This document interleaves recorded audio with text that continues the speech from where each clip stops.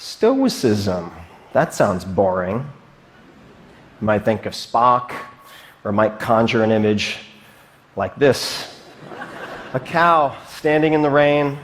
It's not sad. It's not particularly happy. It's just an impassive creature taking whatever life sends its way. You might not think of the ultimate competitor, say Bill Belichick, head coach of the New England Patriots. Welcome to the Mindset by Design podcast with your host, the expert Andy Murphy, where you will learn the tips, tricks, and strategies he teaches his world-class clients to give you the skills to dominate any business.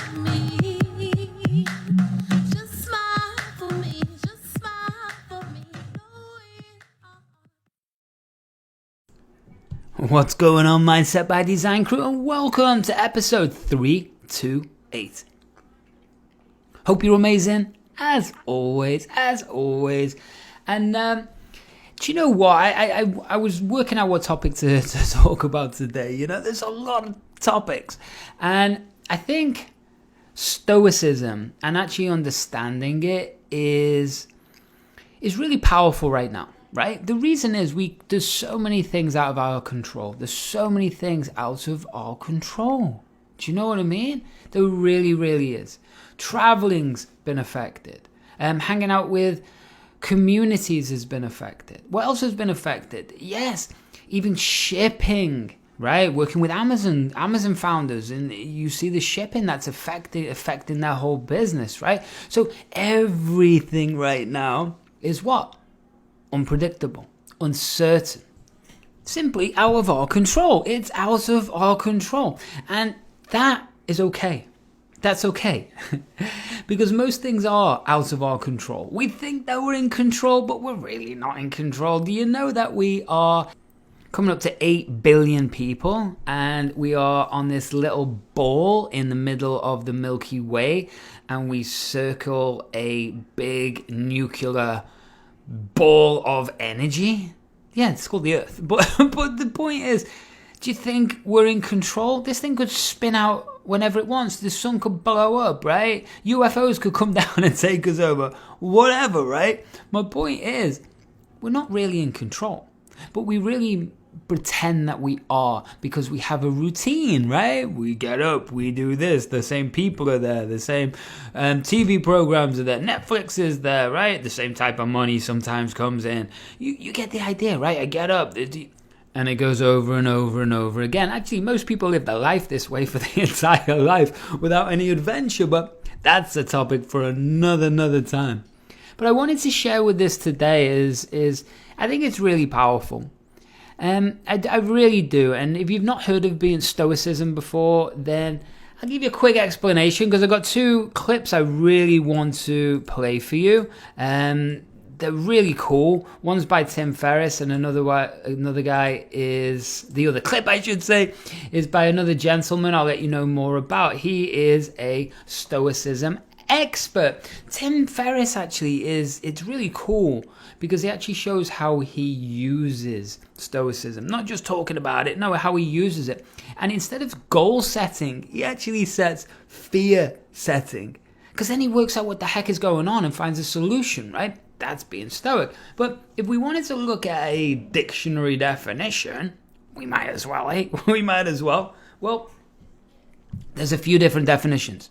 So the first one is the endurance of pain or hardship without the display of feelings and without complaint. Do you know what I mean? And that's it's a real black and white or blue and orange, whatever you want to use. But it really is a black and white meaning or definition of it. It's so much more deep than that because the internal mechanisms or the internal adjustments or focuses that allow you to endure pain and hardship without the display of feelings or without complaint, right? That's what it's about. But people just think it's like Tim Ferris said at the start, it's like Spock at Star Trek, or a cow standing in a rainy field, right? Not rain bouncing off its eyeballs, but guess what? It doesn't move. That is Stoicism, but that's external Stoicism. That's not showing what's internal. That's not showing what's inside, right? Or how we use these tactics, techniques, or this philosophy to actually enhance our lives. Making sense so far? On the same page? Good. So, the history of it, it's an ancient Greek school of philosophy founded by Athens by Zeno. And the school taught that virtue, the highest good, is based on knowledge. Okay, so that's knowledge. This is why they were philosophers, deep thinkers, right? So the wise live in harmony with the divine reason, also identified as fate and providence, but that governs nature, and are different to the fortune of pain and pleasure. And what does that mean? It means basically that to live a stoic life means you are a very deep, intelligent, philosophical, aware person. And you use this philosophy in every area of your life to create harmony, external and internal, inside yourself. Makes sense? So, another definition, right? Okay, I'll read out a couple. So, Stoicism is defined as enduring pleasure or pain without showing emotion. When you neither react when you get burnt badly, nor react when you win the lottery, this is an example of Stoicism, which is a noun. Now, to be honest, if you won the lottery and you didn't react, there's something wrong with you. forget the what's the name, right? Because it's about no attachment with Stoicism, right? It's no attachment to the outcome.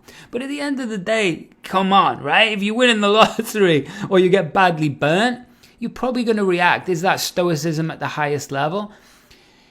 No. Is it probably more sociopathness? Probably, right? Probably. But I'm teasing, but I'm also kind of serious. So, Stoicism's actually put into 4 virtues, and this is, it's the 4 main virtues, right? So it's wisdom, justice, courage, and moderation, right? And when we use these principles, then guess what? Well, it means that we're in control. Do you understand? So when we talk about being out of control, like I said at the start of the podcast, that's what's going on in the world, right? But being in control means we are in control of who we are and how we are being and feeling inside of us. Okay? So, does this make sense? Good. So when we start looking at this, it's just a different way or a different filter to see the world through. Now, it's powerful. It makes you non-emotional reactive. It makes you look at multiple angles from the same position. It makes you not reactive to the chaos that might be going on in the world. So that's why I want to share this right now, because if you're in business and you're kicking ass, then you probably know a lot of these principles. If you're doing business and you're not kicking ass, you might still know a lot of these principles. But just because something's common knowledge does not mean it's common practice. Does that make sense? So, like learning a language. Just because you know a language and you haven't spoken it in 20 years doesn't mean that you're going to be fresh and on point and speak it fluently. Right? Makes sense. So, this is the topic of today. And as I say, there's 2 clips I want to show you, and then I will go through them with you, as always. And let's have some fun. And let's really, really take another look at our life in a very, very different way. Sound good? Awesome. And speaking of looking at things differently in a different way, make sure that you're typing in Andy Murphy Mindset. Where? Everywhere. Everywhere. I've even just launched a TikTok. I haven't put any videos on it yet, but it's ready to go. So again, that's Andy Murphy Mindset. So everywhere on all social medias, you're gonna find me. What else? If you're a trader, well, Genius Trader is done. It's done. I actually record the webinar, or it's not really a webinar, it's actually a training showing the difference between consumer and investor, teaching the snapback, set points, and all of these principles that no one understands or teaches, right? They just don't. State change and all of this. And this is going to be in this free training. So I'm actually going to be doing it with a friend of mine, Cam, and he runs quite a large training school. trading school, I should say, Forex, crypto, and also stocks, right? So he runs he got a big YouTube channel, and he's got a great podcast, and he's just a great guy. So we're going to launch it through this gentleman, and it's going to be a blast. I'm so excited. So if you're a trader, dude, we're on. This is going to be powerful. What else? We got the Rad Mastermind. We're radical with Mr. Ryan Alford, the Radcast.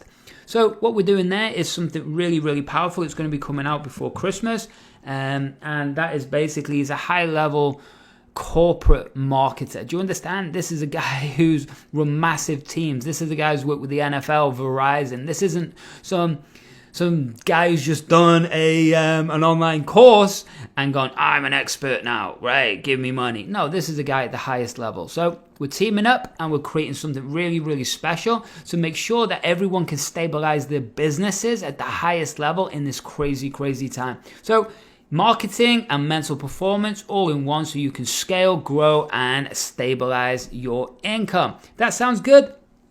Wow, it's coming. You're going to absolutely love it. It's an absolute game changer, and that's going to be a mastermind where you get to be live with us every week.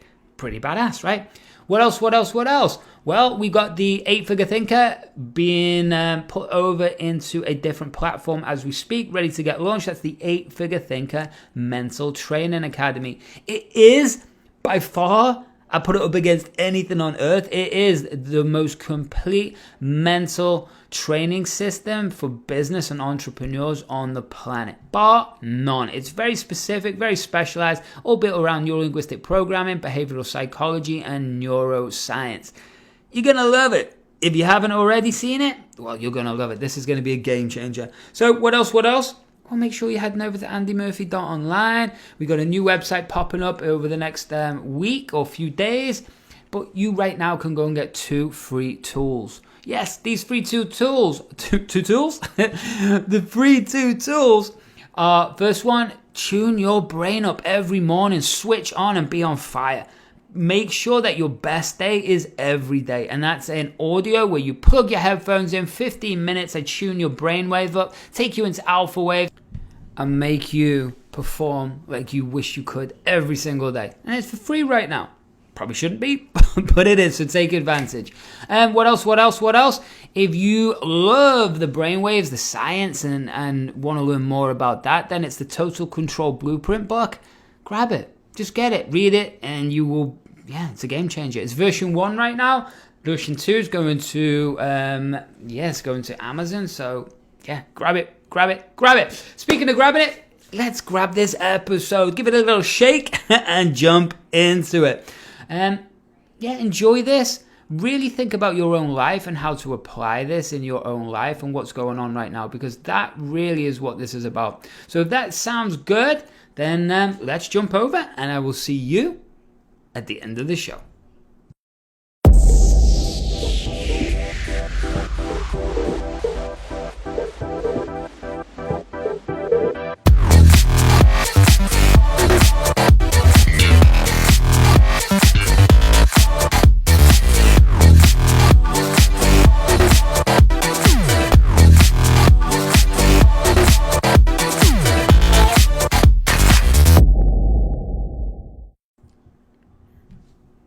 Okay, crew, let's settle in and let's get some Stoic going.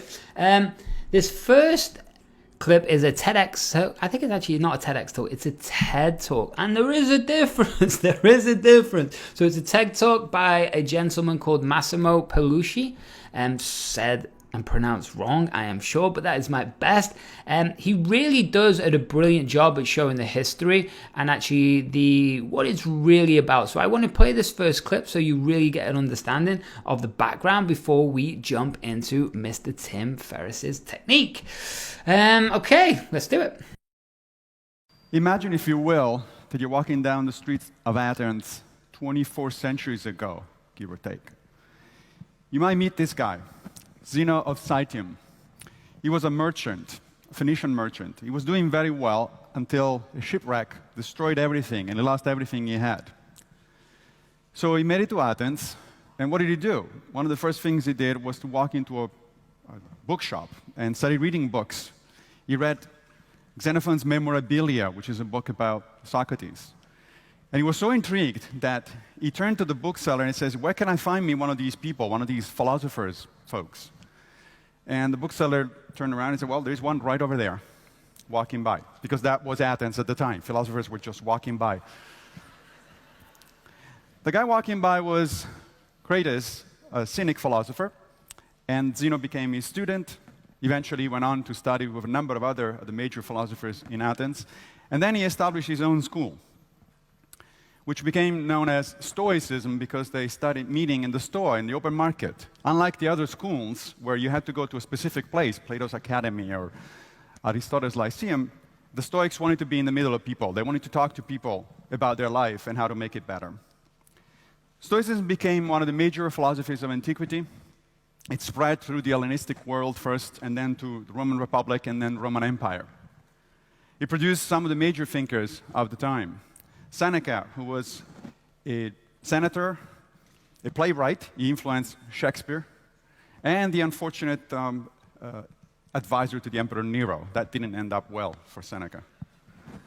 Marcus Aurelius, one of the few king philosophers of all of history, who wrote the Meditations, his own personal diary, which is now read by millions of people around the world. Now, unusually for ancient philosophy, Stoicism attracted a number of women. A lot of Roman matrons used to organize convivia, which were sort of get-togethers with their friends, to talk about Stoicism. But many of them also lived the philosophy. One of them, the most famous ones, was Portia Catonis, who happened to be both the daughter of Cato the Younger, who was an arch-enemy of Julius Caesar, as well as the wife of Brutus, one of the co-conspirators against Caesar. So she had a lot to deal with in her life, and she approached it in a Stoic fashion. Now, Stoicism, like all ancient schools of philosophy, eventually died down or was closed with the rise of Christianity, but it kept influencing people throughout the following 2 millennia. The reason many people today are actually familiar with some of the Stoic ideas is because they influenced Christianity, beginning with Paul of Tarsus, arguably the founder of Christianity, and continuing with Thomas Aquinas, the most influential theologian of the Middle Ages, and then into more modern times with René Descartes, arguably one of the most important philosophers, modern philosophers, and Baruch Spinoza, whose ethics was in fact based mostly on Stoicism. But enough about the history. What is Stoicism about? Well, the first thing is, it's based on a crucial premise that we should live our life according to nature. Now, before you go and run into the forest naked to hug trees, that's not what it is about. The Stoics thought that we should take seriously human nature. And human nature fundamentally consists of two things, two aspects. One, we're highly social animals. We can survive on our own if we have to, but we only thrive in groups of people. We only thrive when we have healthy social networks. And two, we're capable of reason. Now, as you know, that doesn't mean that we're reasonable all the time. In fact, on the contrary, we struggle for that. But we are capable of reason. For the Stoics, it followed that the best kind of human life you can actually have is one in which you apply your reason, your intelligence, to improve social living, to improve everybody else's life. Did you hear that, crew? Did you hear what he just said? Right? The Stoicism was developed for community, for the good of everybody. Imagine in the world right now if everybody was like that. Imagine if everyone actually took that seriously, and that was everyone's main focus, was to really help community for the highest good and to help everybody have this experience, right? Nobody would be arguing. There would be no wars. Everyone would just be focused on making sure that everybody's mental capacity and happiness was at the highest level it can be. Think about that, right? Because the truth is, people get jealous of things because of scarcity. Fear of missing out, it's a survival instinct. Do you know what I mean? But at the highest level, we should be way moving past past survival. If we look at Maslow's hierarchy of needs, survival is very, very primal. That's level 1, right? And if that's the case, then we're supposed to evolve past this. And if the highest good was genuinely our belief and built right through our society, then there wouldn't be any homeless people. There wouldn't be any starving people. There wouldn't be anybody who isn't living the life that they want to. Because the truth is, everybody, well, I shouldn't say everybody, right? That's quite a big statement. But if you took 1 million people and you wrote down what they want, they created their dream life, everybody would have a slightly different dream life. Again, I shouldn't use the word everybody, but you know what I mean, right? So let's keep listening to this. There are two fundamental pillars of Stoic philosophy, which we will see in a minute apply very practically to our life. One is the 4 cardinal virtues: practical wisdom, courage, justice, and temperance. Practical wisdom is the knowledge of what is good for you and what is not good for you. Courage is not just physical, but especially moral, the courage to stand up and do the right thing. Justice is what tells you what the right thing is, how to interact with other people, how to treat other people.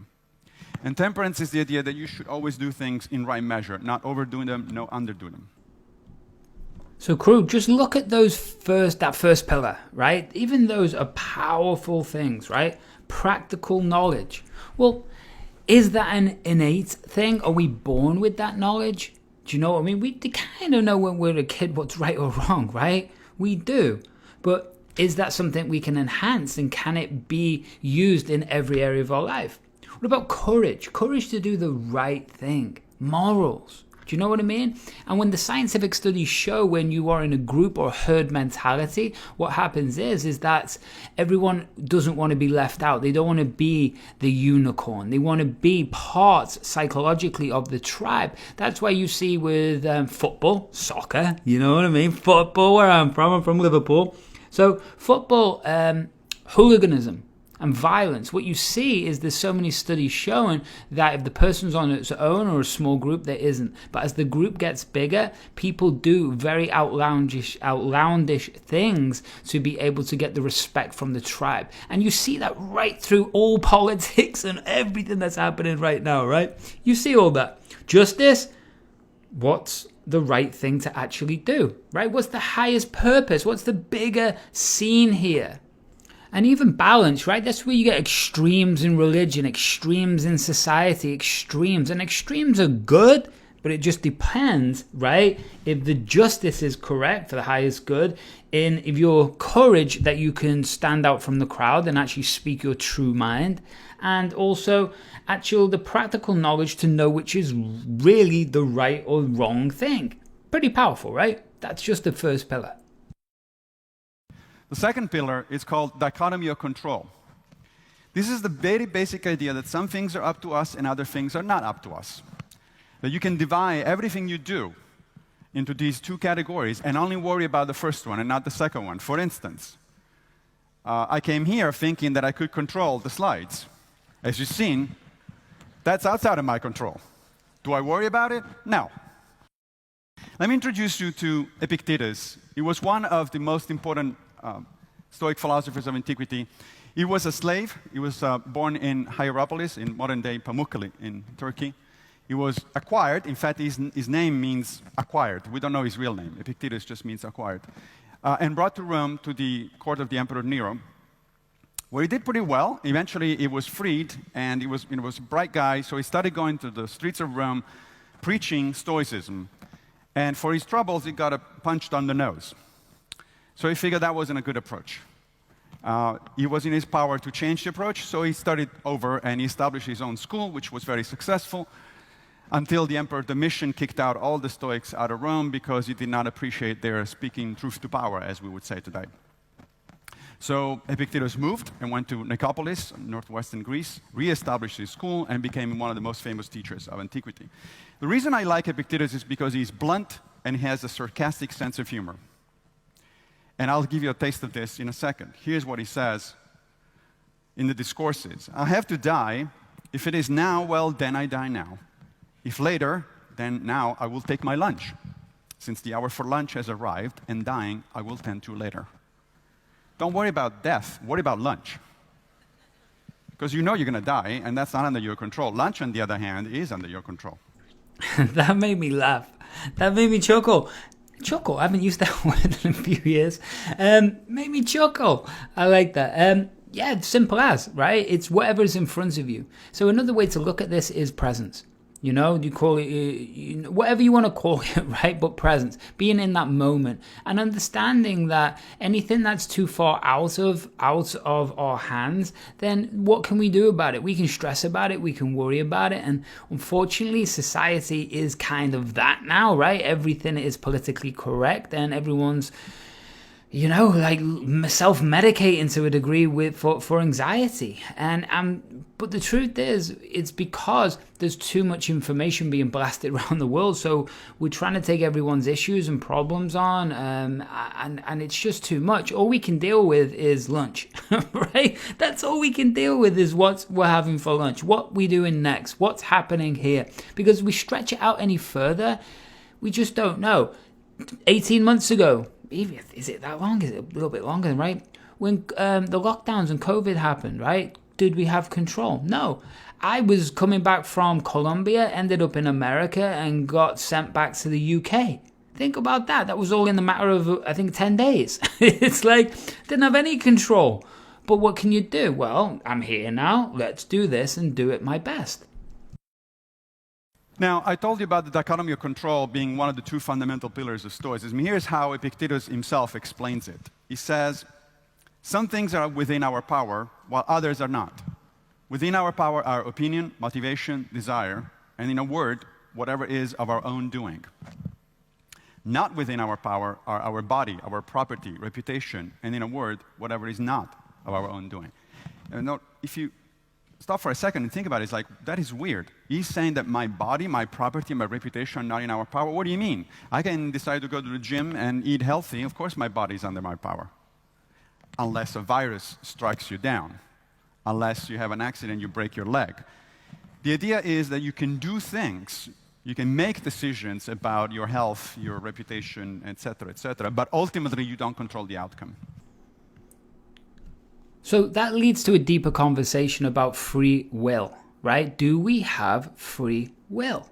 Now, what does free will mean? Being able to make decisions, right? And it not being connected to our genetics or our like habits, patterns that are already established in our unconscious mind, and epigenetics, where we go back to way past lineage in your own family.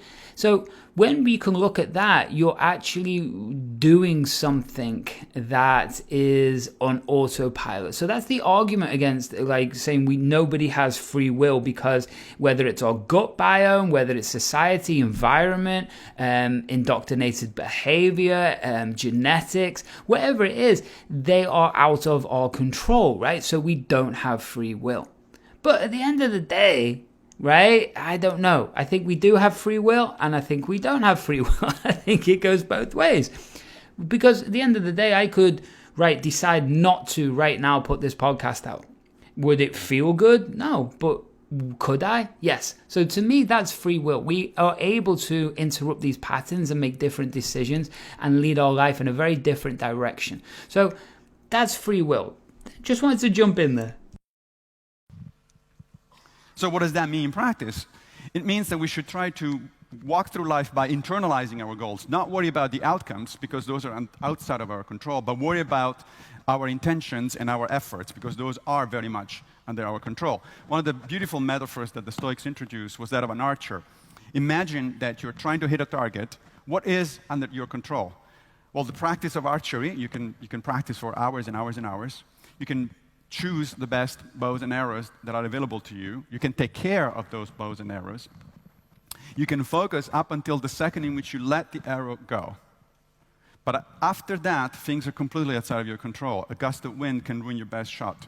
The target may move, especially if he's an enemy soldier, and you missed. So what do? According to Cicero, the actual hitting of the mark would be to be chosen, but not to be desired. So you do not attach your own self-esteem to the outcome. You only attach it to what's under your control. Now, if you've been around me or you've been a regular listener, yes, we're up to 300 and odd podcast episodes. But if you've been around me, coached with me, been through any of my training programs, been through the 8-Figure Thinker, just been around me. I've been doing this a long, long time. Something I always talk about is one of the things that created a nervous breakdown for me when I was 27, putting together a Fijian resort in Fiji. Yeah, Fiji. Yeah, I was in New Zealand, but I was putting it together in Fiji. Attachment. Because of my own insecurity at the time and lack of knowledge, what happened is I attached to a very clear outcome and who I was, what the life I was going to be living, and what I would acquire or own. Now, the reason that, yes, I wanted those things, but my self-worth was so wrapped around it and it was so fragile. When those things wasn't happening, that created absolute destruction in my life, in my head, in my mind, right? And so I didn't have anyone around me to guide me out of these things. These are the things I've learned on my own, you know? And through a lot of studying, paying for a lot of coaches and mentors. But at the end of the day, it is attachment. And the other thing is, two words I did not like what he said. But I think it's just a language thing because he's speaking English isn't his first language. He used the word try and worry, you know? So don't worry about the future. And try to do this. Well, we all know what happens when you try. I'm going to try to come out tonight and hang out. You're not coming, right? End of.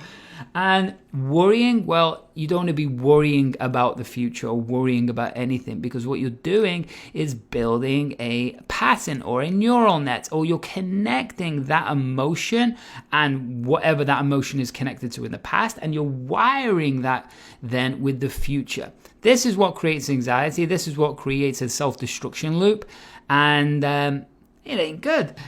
So ask yourself, what pattern are you doing right now that's causing you to self-destruct? In practice, in today's life, these can change the way you look at pretty much everything. Let me give you a couple of examples. Let's say you're up for a promotion for your job. Now, the normal thing to do would be to worry about whether you're going to get the promotion or not. According to the Stoics, that's the wrong way to look at it, because the promotion itself is outside of your control. Your boss might have gotten up in the morning on the wrong side of the bed, and he's upset, and he's got something else on his mind, and he's just not going to, the interview is not going to go well. Or maybe there is somebody else who actually deserves the promotion better than you do, even though you did well, and again, that's not up to you. What is up to you, of course, is to prepare the best you can for your interview, to put together the best resume as possible, to work really hard to actually, in fact, to deserve that promotion. That's the locus of your control. That's where you should focus your efforts. Or think in terms of relationships. You know, everybody wants to be loved, but that's not up to us. It's up to the person who may or may not love us. What's up to us is to be the most lovable person, to be affectionate, to be there for them. Whether they decide to stick with us or not under our control. Now, some of you out there might be disagreeing with this, shouting at this audio, going, Andy, he's full of it. What's he talking about? We are in control. Well, it simply depends on your paradigm, right? Or the way you see the world, or your belief system. Because at the end of the day, if you start talking about the spiritual side of quantum physics, now, you talk to a real true high-end quantum physicist, or a classically trained quantum physicist, then they're not going to say that we're going to create everything in our life. If you talk to someone who teaches a little bit abstract quantum physics, like Nassim Harim, if you don't know Nassim, YouTube him. You definitely should. Then what you're talking about there is something called the Torah, and what that means is then it's like a vortex, and we are able to create our own reality in every aspect as long as enough energy and locus of focus, which he was talking about, is put into that scenario, right? The other thing is frequency. You know what I mean? The other side of this is it's a little bit woo-woo, but I just look at my own life and look at millions of other people's, and it's a case of if you're feeling shitty and your vibration, if we're talking frequency, harmonics, universal harmonics, or we're talking Maslow's hierarchy, or we're talking David Hawkins' frequency chart of consciousness, then guess what? We get what we're ready to receive. Does that make sense? So the higher we vibrate, the more amazing things happen. Plain and simple, right? So is that in our control? Well, yes and no. Just depends, right? So if you take this seriously, Epictetus says, you will in fact have a happy life because a great part of happiness lies in the serenity, into the idea that you always walk through life by knowing that you've done your best and that nothing else could be done on top of that. So it says, if you have the right idea about what really belongs to you and what does not, in other words, what you do control and what you don't control, you will never be subject to force or hindrance, you will never blame or criticize anyone, and everything you do will be done willingly. And this would be a significantly better world than the one in which everybody goes around blaming other people for what they don't have control over. I couldn't agree more. You know, his final comments then, there's a little bit more of this lecture, but I want to jump into Tim Ferriss's, and I'm not going to go too deep into Tim Ferriss's, but I'm just going to play it, and also there's a little part in it, it's only 10 minutes long, but there's a little part in it I want you to do this exercise with, right? But going back to Massimo and what he was saying, yes, it's about personal responsibility. And it's not about allowing anything to affect you that is outside of you. Because if we create our reality inside out, then what we got to do is just focus on creating that reality inside out and then not attaching to the outcome, which means that we just do our best. And if every single person did their best in the world, then what an amazing planet and society we would live in. Pretty incredible, right? And I want you to look at your own life, and are you taking full responsibility? Only you know. So, crew, let's jump in and take a little listen to Mr. Timothy Ferris. So this happy pic of me was taken in 1999.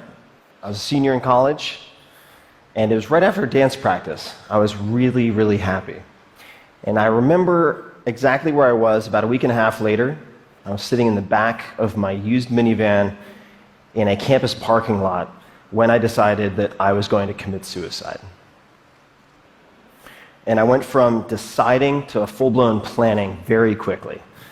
And I came this close to the edge of the precipice. It's the closest I've ever come.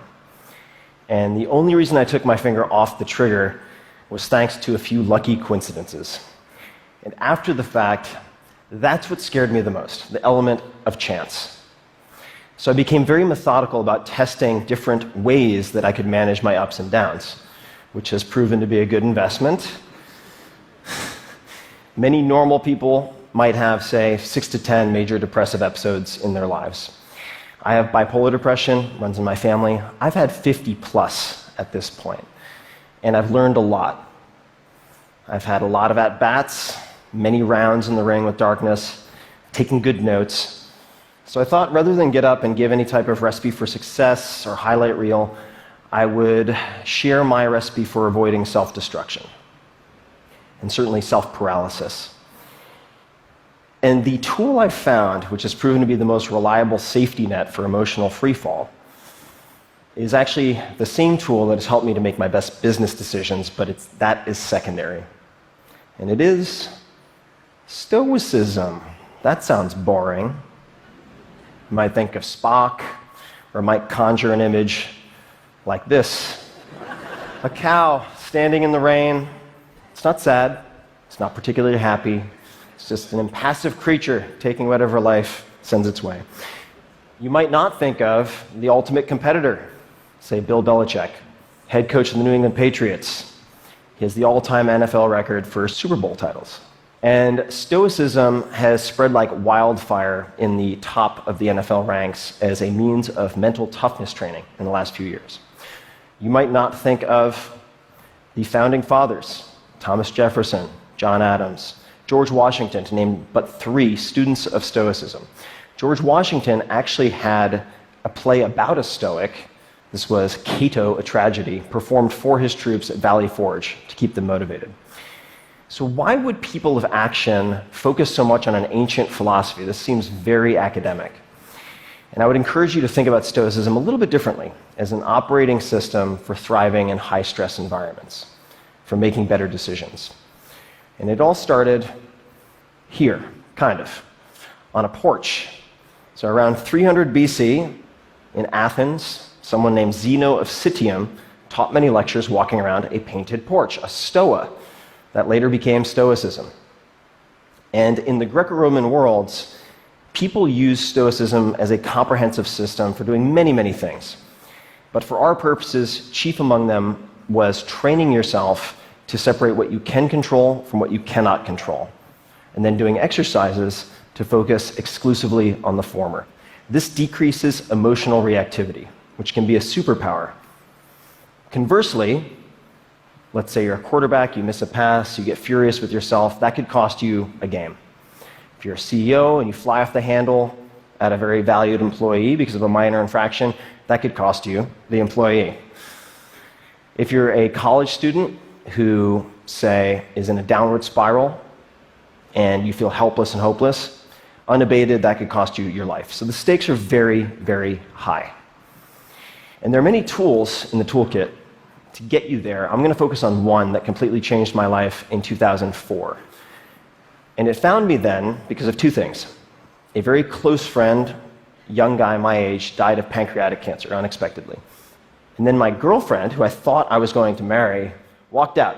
She'd had enough, and she didn't give me a Dear John letter, but she did give me this, a Dear John plaque. I'm not making this up, I've kept it. Business hours are over at 5 o'clock. She gave this to me to put on my desk for personal health because at the time I was working on my first real business. I had no idea what I was doing. I was working 14-plus hour days, 7 days a week. I was using stimulants to get going. I was using depressants to wind down and go to sleep. It was a disaster. I felt completely trapped, and I bought a book on simplicity to try to find answers. And I did find a quote that made a big difference in my life, which was, "We suffer more often in imagination than in reality," by Seneca the Younger, who's a famous Stoic writer. That took me to his letters, which took me to the exercise, premeditatio malorum, which means the premeditation of evils. And in simple terms, this is visualizing the worst-case scenarios in detail that you fear, preventing you from taking action so that you can take action to overcome that paralysis. Now, crew, did you hear what he just said? Did you hear what he just said? Visualizing the worst possible case scenarios. Now, think about that, right? Most people in positive psychology or self-help would tell you not to do that. And to a degree, I would say the same thing. But here's the difference, right? Being healthy enough mentally to be able to go back and not attach to those negative aspects or the things that you're fearful of. So there is a very fine line here. Because if I put 10 things in a row and they were all horror movies and told you to read the box, watch the movies, what would your dominant focus be at the end of those 10 movies? Yeah, horrible stuff, right? Sorry, Halloween fans. But, But if you put glasses on and you looked at those movies through a window, you were looking at it through a conservatory window, and you couldn't hear the sound, you could only see the images. Your perception, that's a strange analogy, I get it, but your perception would be very, very different, right? So because you wouldn't be attached to it, you wouldn't be immersed in it, or you wouldn't be associated into that movie. So association means that your brain is seeing it as if it was real, right? So when you're not doing that, then the image isn't real, which means you're not going to attach to it. That's the fine line. And I really believe that is personal growth and mental mastery that enables you to do that. My problem was monkey mind, super loud, very incessant. Just thinking my way through problems doesn't work. I needed to capture my thoughts on paper, so I created a written exercise that I called fear setting, like goal setting for myself. And it consists of 3 pages. Super simple. The first page is right here. What if I ... question mark. This is whatever you fear, whatever is causing you anxiety, whatever you're putting off. Could be asking someone out, ending a relationship, asking for promotion, quitting a job, starting a company, could be anything. For me, it was taking my first vacation in 4 years and stepping away from my business for a month to go to London, where I could stay in a friend's room for free, to either remove myself as a bottleneck in the business or shut it down. In the first column, define, you're writing down all of the worst things you can imagine happening if you take that step. And you want 10 to 20. I'm not going to go through all of them, but I'll give you 2 examples. So one was, I'll go to London, it'll be rainy, I'll get depressed, the whole thing will be a huge waste of time. Number 2, I'll miss a letter from the IRS, and I'll get audited, or raided, or shut down, or some such. And then you go to the prevent column. In that column, you write down the answer to, what could I do to prevent each of these bullets from happening, or at the very least, decrease the likelihood, even a little bit. So if we're getting depressed in London, well, I could take a portable blue light with me, use it for 15 minutes in the morning. I knew that helped to stave off depressive episodes. For the IRS bit, I could change the mailing address on file with the IRS, so the paperwork would go to my accountant instead of to my UPS address. Easy peasy. Then we go to repair. So if the worst case scenarios happened, what could you do to repair the damage even a little bit? Or who could you ask for help? So in the first case, London, well, I could fork over some money, fly to Spain, get some sun, undo the damage if I got into a funk. In the case of missing a letter from the IRS, I could call a friend who is a lawyer or ask, say, a professor of law what they would recommend, who I should talk to, how had people handled this in the past. So one question to keep in mind as you're doing this first page is, has anyone else in the history of time, less intelligent or less driven, figured this out? Chances are the answer is yes. The second page is simple. What might be the benefits of an attempt or a partial success? So you can see we're playing up the fears and really taking a conservative look at the upside. So if you attempted whatever you're considering, might you build confidence, develop skills, emotionally, financially, otherwise? What might be the benefits of, say, a base hit? Spend 10 to 15 minutes on this. Page 3. This might be the most important, so don't skip it. The cost of inaction. Humans are very good at considering what might go wrong if we try something new, say, ask for a raise. What we don't often consider is the atrocious cost of the status quo, not changing anything. So you should ask yourself, if I avoid this action or decision, and actions and decisions like it, what might my life look like in, say, 6 months, 12 months, 3 years? Any further out, it starts to seem intangible. And really get detailed. Again, emotionally, financially, physically, whatever. And when I did this, it painted a terrifying picture. I was self-medicating. My business was going to implode at any moment, at all times, if I didn't step away. My relationships were fraying or failing. And I realized that inaction was no longer an option for me. Those are the 3 pages. That's it. That's fear setting. And after this, I realized that on a scale of 1 to 10, 1 being minimal impact, 10 being maximal impact, if I took the trip, I was risking a 1 to 3 of temporary and reversible pain for an 8 to 10 of positive, life-changing impact. It could be semi-permanent. So I took the trip. None of the disasters came to pass. There were some hiccups, sure. I was able to extricate myself from the business. I ended up extending that trip for a 1.5 years around the world, and that became the basis for my first book that leads me here today. And I can trace all of my biggest wins and all of my biggest disasters averted back to doing fear setting at least once a quarter. It's not a panacea. You'll find that some of your fears are very well-founded, but you shouldn't conclude that without first putting them under a microscope. And it doesn't make all the hard times, the hard choices easy, but it can make a lot of them easier. So I'd like to close with a profile of one of my favorite modern-day Stoics. This is Jerzy Gregorek. He is a 4-time world champion in Olympic weightlifting, political refugee, published poet, 62 years old. He can still kick my ass and probably most asses in this room. He's an impressive guy. I spend a lot of time on his stoa, his porch, asking life and training advice. He was part of the Solidarity in Poland, which was a nonviolent movement for social change that was violently suppressed by the government. He lost his career as a firefighter. Then his mentor, a priest, was kidnapped, tortured, killed, and thrown into a river. He was then threatened. He and his wife had to flee Poland, bounce from country to country until they landed in the US with next to nothing, sleeping on floors. He now lives in Woodside, California, in a very nice place.